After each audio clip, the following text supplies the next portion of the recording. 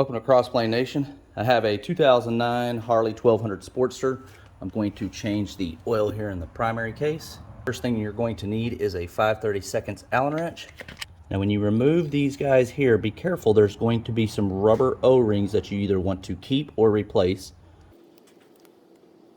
I'm going to reuse this gasket here because it looks like it's in pretty good shape.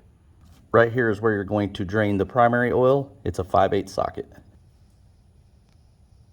Okay, I have the drain plug here all cleaned up and I put a new O-ring right here on it. We're ready to install it. This bike here is going to take 1 quart. I'm using this Redline synthetic. It's the V-twin primary case oil.